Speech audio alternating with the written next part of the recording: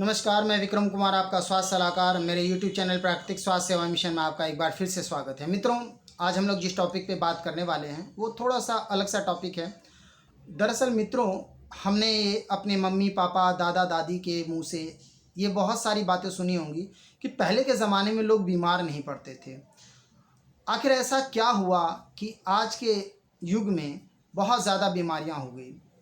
इसका कारण क्या है और हम इसका समाधान क्या आज बिना दवाई और बिना केमिकल के कर सकते हैं?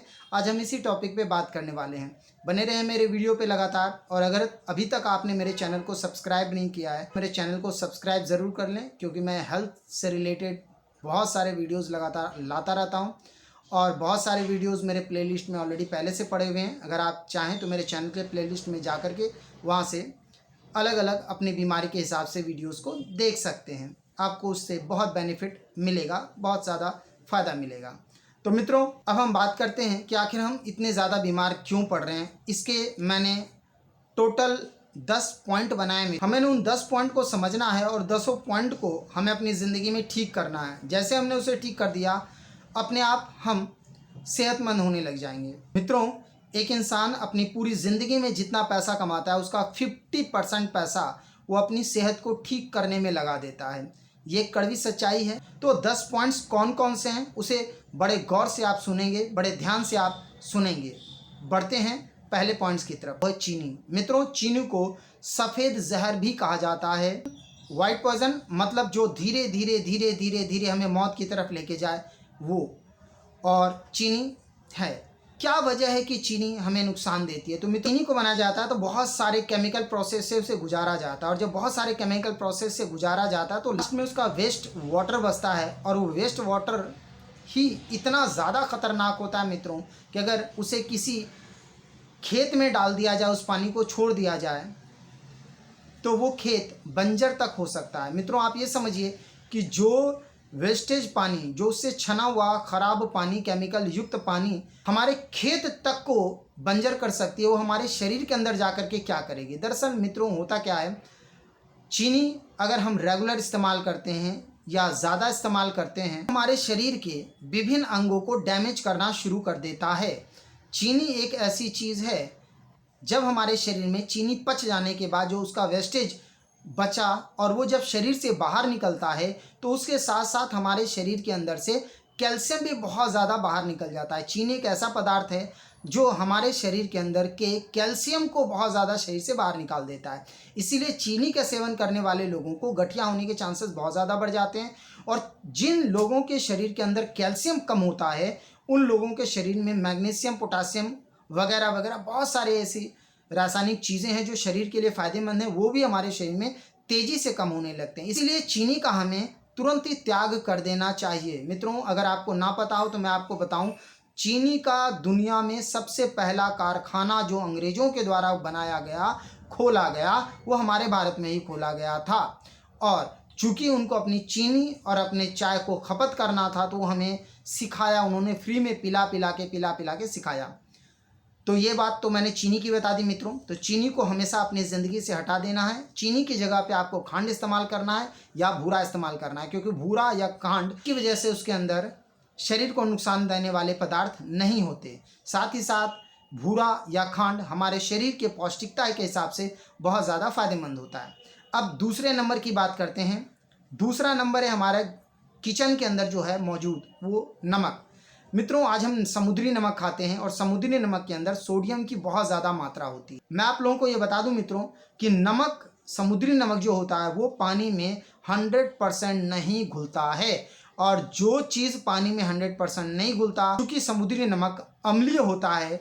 अम्ल का मतलब ऐसी चीज़ जो हमारे शरीर के अंदर जाके हमारे ऑर्गन्स को, हमारे अंगों को गला सकता है। नमक high blood pressure, heart disease, kidney, हमारे लीवर को डैमेज करना, इस तरह की बहुत सारी बीमारियों को पैदा करता है।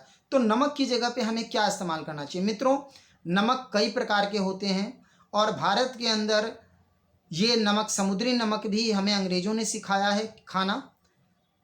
आप इस भ्रम में ना रहें कि जो सेंधा नमक है या काला नमक जो है, पहाड़ी नमक जो है, उसमें आयोडीन नहीं होता है। ये सिर्फ़ और सिर्फ एडवर्टाइज के द्वारा कुछ कंपनियों ने हमारे दिमाग में ये भ्रांति फैलाई है, इससे ज़्यादा कुछ नहीं है। इसीलिए आप बेशक समुद्री नमक की जगह पे आप पहाड़ी नमक जैसे सेंधा नमक, काला नमक आप खाएंगे मित्रों यही वो नमक है जो हमारे शरीर को सेहतमंद रखेगा। इसके ठीक उल्टा समुद्री नमक हमारे लिए जहर है। समुद्री नमक चीनी से भी कई गुना ज़्यादा जहरीला जहर है मित्रों, इसीलिए नमक को भी अपने किचन से हटा दें।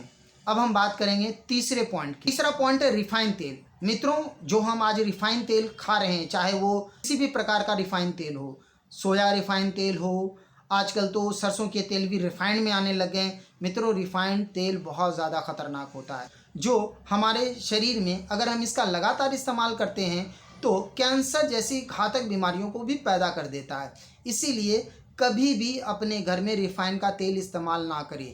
इसकी जगह पे आप चाहें तो वनस्पति ऑयल का इस्तेमाल कर सकते हैं, और सरसों का तेल आप भी इस्तेमाल करते हैं मित्रों तो आप बड़ी बड़ी कंपनी है जैसे फॉर्च्यून और भी बहुत सारी ऐसी कंपनियां हैं जो फिल्टर ऑयल कहती है कि फ़िल्टर है, और उसमें लिख के भी उसके पाउच में होता है, लिखा हुआ होता है कि फ़िल्टर ऑयल है, फ़िल्टर किया हुआ ये तेल है। उसको गलती से भी इस्तेमाल ना किया करें। इसकी जगह पे आप सरसों का तेल सिंपल इस्तेमाल किया करें जो मिल में निकलता है।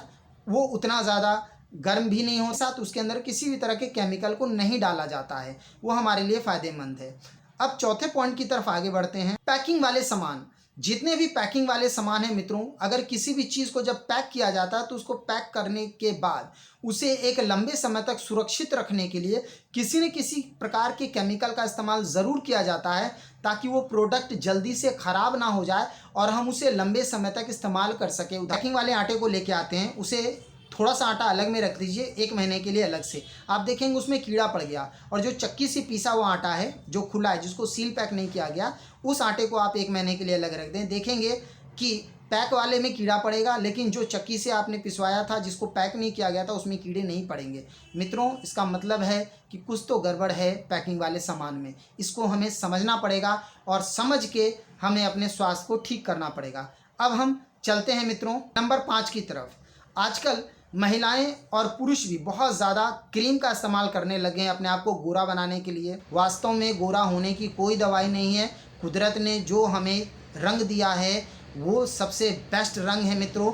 हाँ, अगर आप अच्छा खा रहे हैं, अच्छा पी रहे हैं, तो आपके चेहरे पे रंग कोई सा भी हो, निखार ऑटोमेटिकली दिखना शुरू हो जाएगा। इसीलिए क्रीम का इस्तेमाल नहीं करना, क्योंकि जितने भी क्रीम हैं वो सारे क्रीम बनाए गए हैं सिर्फ और सिर्फ केमिकल से। तो मित्रों आप किसी भी क्रीम का इस्तेमाल करते हैं तो आज से ही करना बंद कर दें।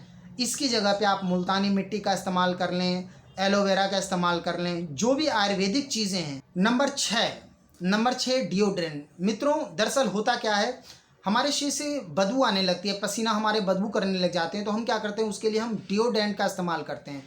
मित्रों हमेशा याद रखिए डिओड्रेंट का इस्तेमाल करना, इसका मतलब स्किन से रिलेटेड बहुत सारी बीमारियों को न्योता देना होता है। डिओड्रेंट का इस्तेमाल की जगह पे आप अपने पेट को सही रखें। आपके पसीने से कभी बदबू नहीं आएगी, आपके शरीर से कभी बदबू नहीं आएगी। आप अपने भोजन को सही रखें, आपके मुंह से कभी बदबू नहीं आएगी। आपको किसी भी प्रकार के डिओड्रेंट की ज़रूरत नहीं पड़ती है।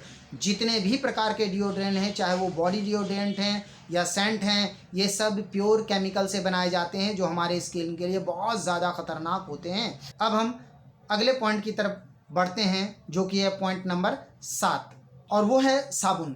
मित्रों आज हम एक से एक साबुन से नहा रहे हैं। मित्रों शायद आपको पता हो, अगर नहीं हो तो आज आप जान लें, हम जिस साबुन को इस्तेमाल करते हैं वो साबुन नहाने के लिए नहीं होता मित्रों। चाहे लक्स हो, लाइफ बॉय हो, नंबर 1 हो, इस तरह के बहुत सारे साबुन हैं जो मार्केट में हमें मिलते हैं। ये बात सोप नहीं है। इससे नहाने पे हमारे स्किन के अंदर रूखापन आता है, हमारा स्किन ड्राई होना शुरू हो जाता है, जिसकी वजह से हमारे स्किन के माध्यम से जो शरीर के अंदर पोषक तत्व जा रहे हैं वो जाना बंद होने लगते हैं। मित्रों आपने कई लोगों को देखा होगा उम्र से पहले उनकी झुर्रियाँ पड़ने लग जाती हैं। उसका एक बहुत बड़ा कारण साबुन है। किसी भी साबुन के रैपर को आप ध्यान से पढ़ेंगे, इंग्लिश में लिखा होता है और बहुत ज़्यादा टफ इंग्लिश नहीं होता, आप चाहें तो आराम से पढ़ सकते हैं। आप देखेंगे उसमें साफ साफ लिखा हुआ है it's toilet soap. Toilet soap का मतलब क्या होता है, लेटरिन करने के बाद, पाखाना करने के बाद, हाथ धोने में इस्तेमाल किया जाने वाला साबुन आज ही बंद करें मित्रों। इसकी जगह पे आप हर्बल साबुन इस्तेमाल करें। कोई खास ज़्यादा फर्क नहीं पड़ता पैसे का। आप आयुर्वेदिक साबुन का इस्तेमाल अगर करते हैं, अगर आपको ये साबुन मार्केट में 20 रुपये का मिल रहा है तो आयुर्वेदिक साबुन आपको उतने ही वजन का आपको आराम से 25-30 रुपये का मिल जाता है। कोई ख़ास फ़र्क नहीं पड़ता। और आयुर्वेदिक साबुन ज़्यादा गलते भी नहीं हैं, वो लंबे समय तक चलते हैं। और आयुर्वेदिक साबुन जो है वो बिल्कुल परफेक्ट होते हैं हमारे स्किन के हिसाब से। लेकिन हम क्या करते हैं, टीवी के एडवर्टाइज के चक्कर में उन चीज़ों का इस्तेमाल करते हैं जो हमें नुकसान देता है। जिसने ऐड दिया है वो खुद उसका कभी इस्तेमाल नहीं कर रहा, लेकिन हमारे ऊपर वो थोप देता है। नंबर 8 की मैं बात करूं तो नंबर 8 पे आते हैं हमारे कपड़े। मित्रों, हमारा स्किन पॉलिस्टर जैसे कपड़े या सिंथेटिक जैसे कपड़े के लिए नहीं बना है। अगर हम इस तरीके के कपड़े पहनते हैं तो इसकी वजह से हमें बहुत सारी परेशानियां होती हैं, बहुत सारी दिक्कतें आती हैं। तो मित्रों, हमारा शरीर बना है कॉटन के लिए। तो सूती कपड़ा बेस्ट कपड़ा होता है। अगर हम ऐसे कपड़े को पहनते हैं जो सूती नहीं हो करके कोई दूसरा, वो ज़्यादातर लेडीज़ अलग अलग वैरायटीज़ के कपड़े पहनती हैं, जिसकी वजह से क्या होता है कि हमारा स्किन उस कपड़े की वजह से ख़राब होना शुरू हो जाता है। और उस स्किन को ठीक करने के लिए फिर बहुत सारे केमिकल का इस्तेमाल करना पड़ता है। तो इसीलिए मित्रों, अपने कपड़े का भी ध्यान रखें। हमेशा ढीला कपड़ा पहने। ज़्यादा टाइट कपड़ा पहनना हमारे शरीर में कई तरह की बीमारियों को पैदा करता है। मित्रों, टाइट कपड़े से हमें ये नुकसान होता है कि हमारे स्किन को प्रॉपर ऑक्सीजन नहीं मिल पाता। और जब हमारे स्किन को प्रॉपर ऑक्सीजन नहीं मिल पाता तो हमें बहुत सारी नसों की और हमारे मसल्स की बीमारियां होनी शुरू हो जाती है। हमारी मसल्स कमज़ोर होने लगते हैं। और जब हमारी मसल्स कमज़ोर होने लग जाते हैं तो वो ऑर्गन सही तरीके से काम नहीं करता जो उस मसल से जुड़ा हुआ होता है। जैसे मैं आपको एक छोटा सा एग्जांपल देता हूँ। जब हम टाइट जीन्स पहनते हैं तो वो हमारे थाइस पे और कमर पे और हमारे पीछे बटक पे बहुत ज़्यादा दबाव दे के रखता है। इसकी वजह से वहाँ पे ब्लड सर्कुलेशन रुकता है, जिसकी वजह से आज आप देखेंगे 90% लोगों को कमर में दर्द की शिकायत है। और इसका एक बहुत बड़ा कारण है टाइट कपड़ा पहनना।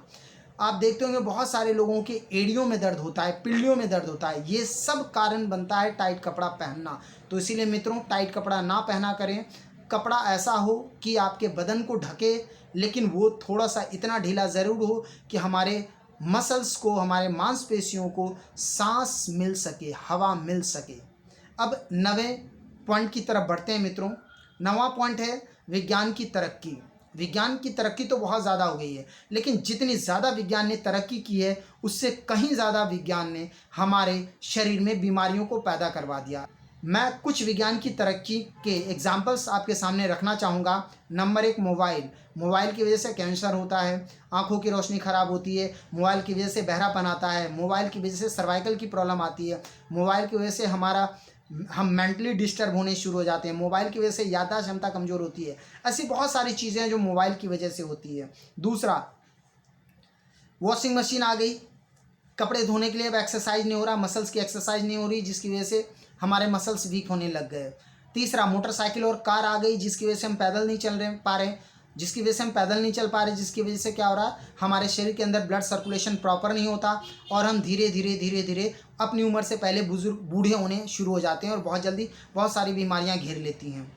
ऐसे बहुत सारे एग्जाम्पल है। साइंस ने जितनी तरक्की की उसने समाज को क्या दिया, उससे कहीं ज़्यादा इंसान के शरीर में बीमारियों को पैदा किया। अब हम बात करते हैं अपने लास्ट टॉपिक, 10वें टॉपिक पे। ये बहुत इंपॉर्टेंट टॉपिक है मित्रों। मेरे पास बहुत सारे पेशेंट आते हैं और वो अपनी दवाइयों को लेके आते हैं। और जब वो अपनी दवाइयों को लेके आते हैं तो कई बार वो अपनी दवाई हमारे यहाँ ही छोड़ जाते हैं, क्योंकि जब उस दवाइयों के बारे में उन्हें पता चलता है तो वो कहते हैं अब ये दवाई मैं नहीं खाऊंगा, तो कई बार छोड़ जाते हैं। मैं आप लोगों को दिखाना चाहता हूँ कि मैंने बहुत सारी दवाइयाँ इकट्ठी की है। उसका एक छोटा सा सैंपल दिखाता हूँ। इसके अंदर दवाइयाँ भरी पड़ी हैं, एलोपैथ की सारी दवाइयाँ हैं मित्रों। ये पता है मित्रों, हमारे सरकारी हॉस्पिटल्स में जितनी भी दवाइयाँ मिलती हैं उनमें से 80% दवाई जो है यूएसए की होती है। ये दवाई भी यूएसए की है। जितनी भी दवाई बनी है वो सब पेड़ पौधे से ही बनी है, लेकिन उसमें केमिकल रिएक्शंस और केमिकल जैसी चीज़ों को डाल के बनाई गई है। तो उसी चीज़ को हम डायरेक्ट पेड़ पौधे से ही क्यों ना ले करके हम ठीक कर लें। जैसे छोटा सा एग्जाम्पल मैं आपको देता हूँ। सिरप जो बनाई जाती है उसमें कई तरह के केमिकल डाले जाते हैं, लेकिन उसकी जगह तुलसी, मुलेठी, शहद को मिला के कप सिरप बनाया जाता है। लेकिन जैसे उसे डब्बा पैक करना होता है तो बड़ी बड़ी कंपनियों को तो वो केमिकल प्रोसेस से गुजारती हैं, दवाई के रूप में लाती हैं, जिसकी वजह से वो हमें कई बार नुकसान करता है। आपने कई बार देखा होगा मित्रों कि सिरप को पीने के बाद नींद आती है, कप सिरप को पीने के बाद नींद आती है। क्यों नींद आती है? इसका मतलब उसके अंदर अल्कोहल की मात्रा काफ़ी ज़्यादा है, तभी तो नींद आती है। तो आप समझ सकते हैं मित्रों कि ये 10 टॉपिक मैंने बताए, इन 10 टॉपिक पे अगर आपने विशेष ध्यान दे दिया तो हम बहुत सारी बीमारियों से बचे रह सकते हैं। बीमारी होने के बाद इलाज कराना समझदारी नहीं है मित्रों। समझदारी तो ये है कि हम अपने शरीर में बीमारी को आने ही ना दें। एक बार फिर से प्राकृतिक स्वास्थ्य सेवा मिशन में विक्रम कुमार आपसे विदा लेता है। अगले वीडियो में फिर से मिलेंगे, तब तक के लिए नमस्कार, धन्यवाद। सेहतमंद रहें और अपने परिवार का ख्याल रखें।